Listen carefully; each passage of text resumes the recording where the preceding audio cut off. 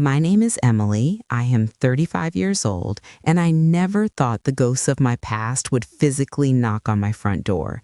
The man standing on my porch, soaked to the bone in the cold wind, was the same man who walked out on me 20 years ago without a glance backward.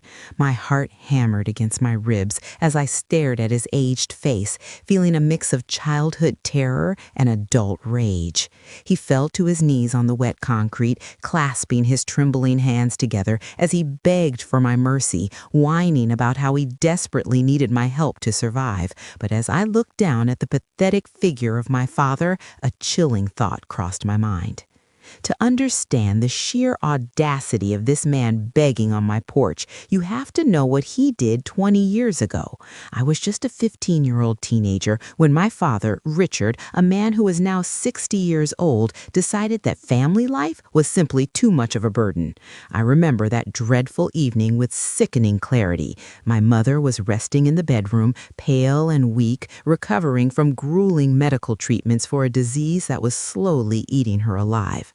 I was sitting at the kitchen table, struggling with algebra homework, while the house sat in a heavy silence. Heavy footsteps echoed on the hardwood floor. He came down the stairs, carrying 2 large suitcases, smelling of cheap cologne, completely ignoring my confused, desperate questions as he headed for the door. I pushed my chair back and chased him into the driveway. I remember the cold gravel biting into my bare feet as I ran. I grabbed his thick winter coat, crying hysterically, asking him where he was going. He stopped, turned around, and shoved my hand away with a look of pure annoyance. He told me to grow up and stop whining, declaring loudly that he had his own life to live and could not be tied down by a sick wife and a needy kid anymore. The tires of his heavy truck screeched aggressively against the asphalt as he sped away, leaving me standing completely alone in the freezing evening air. That was the last time I saw him. He did not leave a single dollar in our bank account, erasing us from his existence completely. The days and weeks that followed his sudden departure were an absolute blur of panic and deep despair. My mother, completely devastated by the ultimate betrayal, practically gave up her will to fight her illness. I became a full-time caregiver literally overnight, forced to juggle heavy schoolwork, endless household chores, and the terrifying responsibility of managing her complex daily medications. I had to grow up instantly. There was no time for normal teenage rebellion or school dances. Every single morning, I woke up long before the sun even rose, cooked her breakfast, helped her bathe her frail body, and then sprinted down the street to catch the yellow school bus. At 16, I got a grueling job at a local diner to help pay for the mounting medical bills and overdue utilities. I worked every single evening after school and pulled double shifts all day on the weekends. My hands were always raw and cracked from washing mountains of heavy ceramic dishes in scalding hot water. I vividly remember countless lonely nights sitting on the cold linoleum floor of my small bedroom, completely surrounded by bright pink unpaid utility bills. I cursed my father every single night into the empty room. I hated him with a burning passion for leaving us in this suffocating poverty and for breaking my mother's pure heart so completely. My fragile mother passed away shortly after my 18th birthday. It was a quiet, gray, miserable Tuesday afternoon. I held her thin, cold hand tightly as she took her final breath right there in our living room on the old floral sofa, simply because we could not even afford basic hospice care. The cheap funeral was heartbreakingly empty, attended by just me and a couple of elderly neighbors. I stood alone by the inexpensive wooden casket, feeling a massive, hollow void expanding in my chest that genuinely threatened to consume me whole. I was completely and utterly alone in this massive world. The bank foreclosed on our family house barely a month later. I was forcefully evicted, packed my belongings into black garbage bags, and moved into a rundown apartment. I refused to let my father's cowardice dictate my life. I channeled all my deep-seated anger and profound grief into a relentless, unstoppable drive to succeed and escape poverty. I eagerly took on a second back-breaking job cleaning large corporate offices late at night, aggressively saving every single dollar I could possibly spare. I enrolled in a local community college, taking rigorous business classes online during my short 15-minute breaks at the busy diner. It was a brutal, physically exhausting existence. I existed solely on cheap instant noodles and bitter instant coffee, stubbornly ignoring the deep, aching exhaustion. I desperately wanted to build a life so financially secure that no one could ruin it. There, I met my husband, Mark, a kind and fiercely loyal man who is now 37 years old. He was wonderfully different. He listened to my tragic story without a single ounce of pity, offering only profound respect and admiration for everything I miraculously survived. He quickly became my solid rock. When the dark, terrifying nightmares of my past kept me awake, trembling, he would hold me securely until the sun finally came up. Together, we built a truly beautiful life from scratch. Then came today, the day my peaceful reality was shattered. Mark was away at the office, and I was deeply enjoying a rare quiet day off, comfortably reading a mystery novel by the large living room window while the heavy rain poured relentlessly down outside. Suddenly, the doorbell rang. It was a sharp, jarring, unexpected sound that literally made me jump out of my cozy reading chair. I was not expecting any package deliveries, and we very rarely got unannounced visitors. I slowly walked to the heavy wooden door, peering cautiously through the small glass peephole, and instantly the warm blood in my veins turned to solid ice.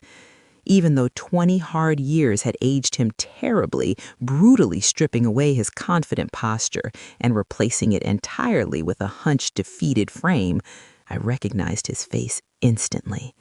It was Richard. My father. I unlocked the deadbolt and opened the door very slowly, my hand gripping the cold metal doorknob tightly. He looked absolutely pathetic standing there on my porch. His ragged clothes were filthy, soaking wet, and hung loosely on his shockingly thin frame. His eyes, which I vividly remembered being so cold and dismissive on the day he left, were now wide, bloodshot, and frantic with desperation. He started talking immediately, his voice cracking as he collapsed, falling to his bony knees on my wet porch. He frantically told me he was severely sick and had lost everything in bad investments. He begged to come inside, crying genuine tears, pleading for a second chance. For a brief, terrifying split second, the deeply wounded, desperate 15-year-old girl buried deep inside my soul wanted so badly to believe his words. She foolishly wanted to believe that her father had finally realized his massive mistake and had come back to love and protect her. But then reality crashed down on me. I remembered the towering stack of bright pink unpaid utility bills. I remembered the painful bleeding blisters on my raw hands from washing thousands of diner dishes.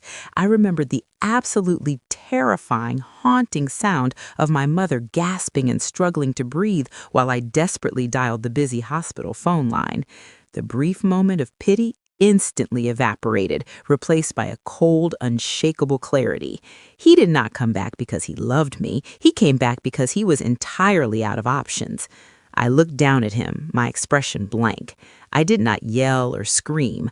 I just spoke with a quiet, terrifying calm that surprised me. I looked him dead in his tear-filled eyes and asked him where exactly he was when my mother died gasping for air. I asked him where he was when I was forcefully evicted from my childhood home, crying on the sidewalk with nothing but black garbage bags. He stammered nervously, violently shaking his head and trying to reach out to grab my ankle, making pathetic excuses about his failures. I took a deliberate step backward, completely out of his reach. I firmly told him that he permanently lost the right to call himself my father the exact second he drove his truck away. I told him I was not his financial safety net. His desperate, sobbing tears quickly turned into angry demands when his manipulation failed. The victim mask slipped. He suddenly scrambled to his feet, his face red with rage, and started aggressively shouting that I owed him my life. He screamed that it was fundamentally illegal for a daughter to leave an old man out in the freezing rain.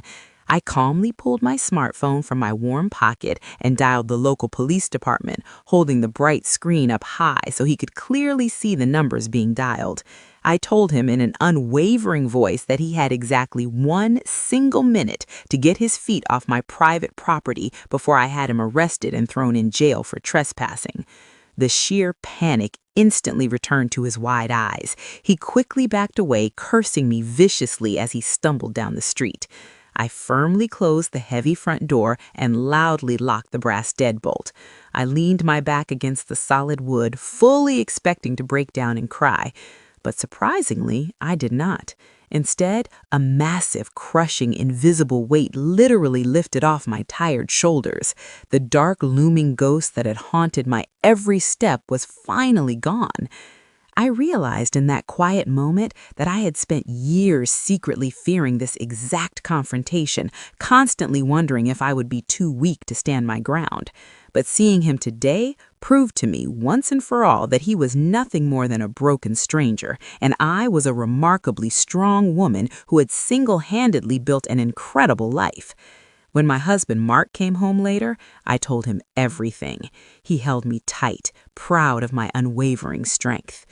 Looking back on everything that happened today, I realize with absolute certainty that true family is never merely defined by shared blood, but exclusively by the loyal people who actively choose to stand by your side when your entire world violently falls apart.